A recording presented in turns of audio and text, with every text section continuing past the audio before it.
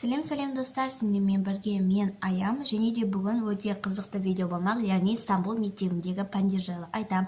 Қандай пәндер бар, және де пәндердің айырмашылығы не, қандай ерекшеліктер бар деген секілді пәнге байланысты барлығын айтатын боламын.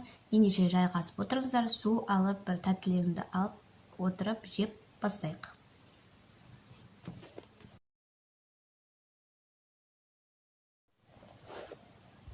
Так, міне мен осындай дәптеріме жазып алдым. Енді қазір ұмытқамау арасында қарап отыратын боламын. Міндетті түрде алдын ала айтып қояйын дегенім.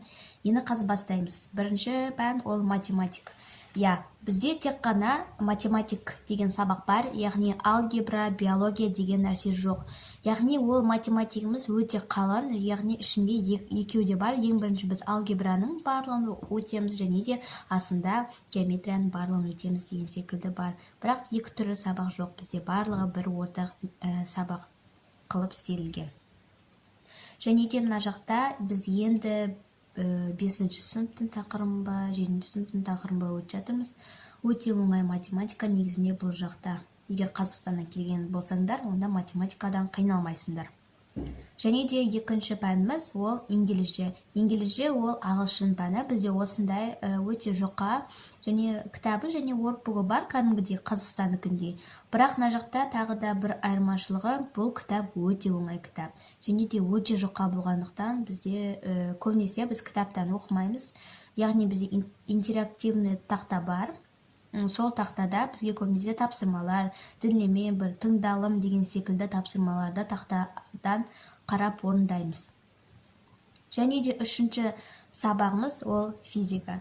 Физик деп айтылады түркше енді. Міне осындай кітап. Және де ол қалың, ешқандай айырмашылығы жоқ деп айта алмаймын, себебі физика, химия, биология, география деген сабақтар 9-шы сыныптан енді басталады, және қарап отырсаңдар, осы жақта енді мысалы бізде Қазақстанда өтіп жатқан 7-ші сыныптың тақырыптарын енді өтіп жатырмыз. Сондықтан физика тоже оңай. Ал енді келесі 4-ші сабағымыз ол химия. Химиядан кітабы осындай, және де айтып кеткенімде химияда тоже 9-шы сыныптан бірақ басталады мына жақта. Сондықтан да ең басында олар атом құрылысы деген сияқтылар ең бастапқы 7-ші сыныптың басында өтіп жатқан тақырыптарды өтіп жатыр бұлар. Сондықтан да тоже былай қарап көрсең оңайырақ. Міне кітап осындай қалың және химия деп жазылып тұр. Енді 5-ші сабағымыз ол биология. Биология, яғни биология деп айтылады, осындай сыртты. Және де биологиядан енді 7-ші сыныпқа біз өткен тақырыптардан емес, мыналардың бір басқаша тақырыптар өтеді. Сондықтан да кішкене болса да қиын бізге, және де іші осындай. Енді келесі сабақ ол 6, яғни пән 6-шы сабақ ол тарих. Тарих тоже бар, бірақ мына жақта бізде Қазақстандікінде Қазақстан тарихы және дүниежүзі тарихы деп бөлінбейді. Яғни мына жақта тек қана бір тарих бар, ол Турцияның тарихы десек те болады, себебі басқа мемлекеттер жайлы ол жақта мәліметтер өтпедік әлі күнге дейін. Сондықтан тарих ол Турцияның тарихы болғандықтан мен әзірге ештеңе түсінбеймін. Және де 7-ші ол әдебиет, дұрыс оқыны ба білмеймін. Ол әдебиет, яғни бізде әдебиет пен қазақ тілі деген секілді, бірақ мына жақта екі кітап біріккен, түрік тілі ве әдебиеті деген секілді. Осындай кітап, яғни бұл жақтан түрлі Қазақстандікіндей олицетворение, анау-мынау деген сияқты тоже ережелер өтеміз. Шиыр, яғни өлең жолдарын деген секілді тоже Қазақстандікіндей өтеміз. Өте қызықты бір сабақтардың бірі. Және де 8-ші ол география. География ол география, яғни географиядан біз көбінесе тоже енді бастап жатқанда тоже оңай, бірақ Қазақстанда өтпеген нәрселерді өтіп жатырмыз. Кітабы осындай, тоже 9-шы сыныптан бұларда енді басталыпты. Және де 9-шы сабақ ол рехберлік. Рехберлік деген бізде Қазақстандағыдай сын сағаты секілді. Яғни бізде сын сағатында апайлармен бірге бір проблемаларды обсуждать етеміз, жаңалықтармен бөлісеміз деген секілді біздің сын жетекшіміз келеді, и сын сабағы, сын сағаты секілді өтеміз. Рехберлік деп аталады ол.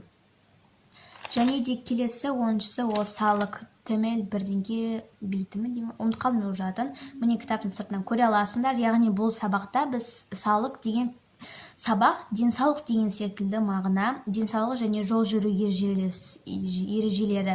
Яғни мына жақта қалай денсаулық сақтау керек деген секілді, жол жүру ережелері деген секілді, қалай алғашқы адамға алғашқы көмекті беру керектігін деген секілді. Мына жақта көптеген пайдалы мәліметтер өттік деген секілді ақпараттар алдық. Бұл кітап тоже бір, білмеймін, балаларға керек деген ойдам меніңше, бірақ одновременно тоже керек емес. Босқа бір бос пән секілді маған. Бірақ сендердің ойынша қандай пән, бұл сендер пән ұнай ма, оқып көргілеріңіз келе ма бұл пәнді, комментарийға жазсаңдар болады. Және де келесі 11-шісі ол дін. Барлық осы Турцияның мектептерінде дін деген сабақ бар. Яғни діни исламдық жолдары, анамнағылары, ережелері тоже осы дін деген сабақта жазылады. Қалай дұрыс намаз оқу керек деген секілді мына жақта бар. Тоже мен үшін жаңа пәндердің бірі. Және де келесі 12-шісі ол беден эйтімі, яғни дене шынықтыру. Дене шынықтыруында әрине де кітабымыз жоқ Қазақстандағыдай. Және де тоже өте керемет. Кәдімгі жаттығу жасап деген секілді нәрселер өтеміз. Келесі ол біздің мектептегі бар, ол Құран дәрісі, яғни Құран сабағы. Мына жақта Құран оқып, сүре анамнағыларды бізге жаттатқызады, қалай оқыту, дұрыс оқу керектігін жаттықтырады. Кітап осындай, міне ішін қарасаңдар болады. Негізінде Құран деген сабақ тоже мен үшін жаңа пәндердің бірі болды, және де өте қиын бір сабақтардың бірі. Және тоже менің мектебімдегі бар, ол пән, ол арабша.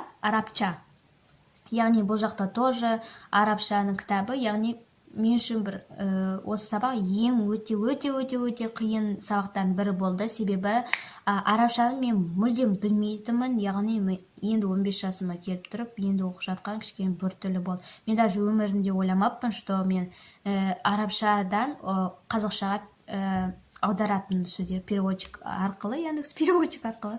Сондықтан да арабша тоже маған бір жаңа пәндердің бірі болды. Және де келесі мюзик ол музыка, бұның кітабы тоже бар. Бірақ біздің мектепте олай емес. Біздің мектепте мысалы 3 пән бар. Мюзик, беден, көрсел, сол үшеуінің біреуіне қайсына барың керек, сол пәнді біреуін таңдайсың, соған ғана әрдайым барып жүретін боласың. Мен беденді таңдадым. Себебі жай ғана дене шынықтыру маған өте қатты ұнайды, сондықтан да беденге ғана барып жүрмін. Мюзик ол жақта қалай болады, мен сондықтан да өз ойымда айта алмаймын. Және де ең соңғысы 16-шы көрсел. Көрсел деген ол сурет салу, яғни ол жақта біздің сурет салу, көркемдеу деген сабақтарымыз секілді, бірақ ол жақта тек қана сурет салады.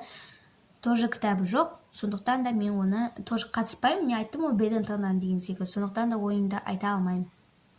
Міне достар, мен сендерге мендегі барлық сабақтар бар пәндерді айттым. Ендеше сендерге ұнаса, міндетті түрде лайк басып, тіркелуді ұмытып кетпеңдер. Әлі алда көптеген пайдалы ақпараттар мен бөлсем, Стамбулдың айырмашылығы қандай, мектептің айырмашылығы қандай өзгерістер бар деген секілді айтатын боламын. Егер де сендерге бір видео идея болса, онда комментарийға жазыңдар, міндетті түрде мен сендерге жауап беремін. Ал ендеше, пока!